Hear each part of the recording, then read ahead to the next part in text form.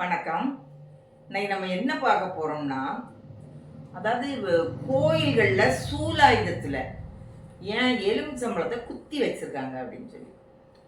பெரும்பாலான கோயில்கள்ல பாருங்க, அந்த எலுமிச்சம்பழத்தை வந்து அந்த அம்மனோட சூலாயுதத்துல இல்லை வேல் எதில் என்ன பார்த்தாலுமே சும்மா வைக்க மாட்டாங்க. சாமிக்கு படைப்பாங்க, அது வேற. தட்டுகள்லாம் இருக்கும், எலுமிச்சம்பழம் இருக்கும். ஆனால் பெரும்பாலும் இந்த சூலாயுதத்துலலாம் குத்தி தான் வச்சுருப்பாங்க. என்ன காரணம் அப்படின்னா, மற்ற எல்லா கனிகளும் தட்டில் தான் படைப்பாங்க.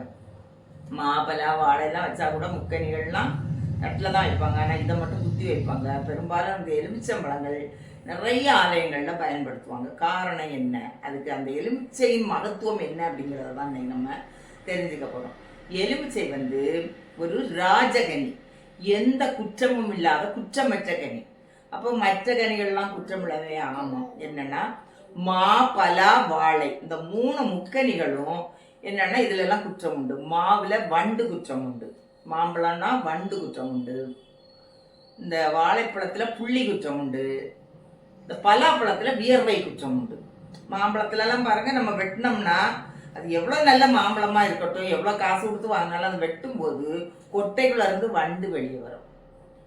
இது எப்படிரா அந்த கொட்டைக்குள்ள எப்படி வண்டு வந்துன்னு நம்மளே அதிசயப்படுவோம். பார்த்தா என்ன சொல்றாங்கன்னா, இந்த பூக்கும் போதே, மாமரம் பூக்கும் போதே இந்த வண்டுகள் போய் அதில் முட்டையிட்டுருது. அது கனி உருவாகும் போதே அதுக்குள்ள அதோட முட்டைகள் இருக்கு. அதுதான் அப்படி வண்டாகி புழுவாகி வண்டாகி வருது அப்படின்னு சொல்றாங்க. ஸோ இந்த மாங்கனி வந்து ஒரு குற்றம் உள்ள கனி தான், வண்டு இருப்பதால். இந்த வாழைப்பழங்களை பார்த்தா அதை நம்ம உரிச்சு பார்க்கும்போது அதுலேயும் சில வாழைப்பழங்களில் புள்ளிகள் இருக்கும்.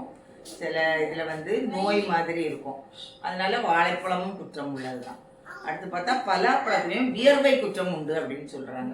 அதாவது சில பலாப்பழங்கள் நம்ம வெட்டும் போது பார்த்தா தெரியும், அதுலேயும் வியர்வை மாதிரி அந்த பாலும் அதுவும் சேர்ந்து கூட கொஞ்சம் இதாக இருக்கும். அதனால அதையும் சாமிக்கு படைக்க கொஞ்சம் யோசிப்பாங்க.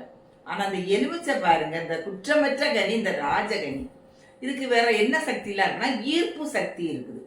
ஈர்ப்புனா அது வந்து நம்ம மனித எண்ணங்களையும், அடுத்ததா அந்த நேர்மறை சக்திகளை அப்படியே ஈர்க்கக்கூடியது, ஈர்த்து நமக்கு தரக்கூடியது. நம் கோயில் போய் வணங்கினால் கூட நேர்மறை சக்திகளை தான் நமக்கு தரும். இன்னொன்று, அந்த எலுமிச்சங்கனி வந்து அதாவது இறைவனுடைய சக்தியை ஈர்த்து அதை அப்படியே நமக்கு நேரடியாக தரக்கூடியது. அதனால்தான் இந்த எலுமிச்சங்கனியை எந்த ஆலயத்தில் பார்த்தாலும் இந்த அம்மனின் திருசூலத்தில் எல்லாம் குத்தி வைப்பதற்கான காரணம். இன்னைக்கு நம்ம இந்த எலுமிச்சை ராஜகனியோட மகத்துவத்தை தெரிந்து கொண்டோம். நன்றி, வணக்கம்.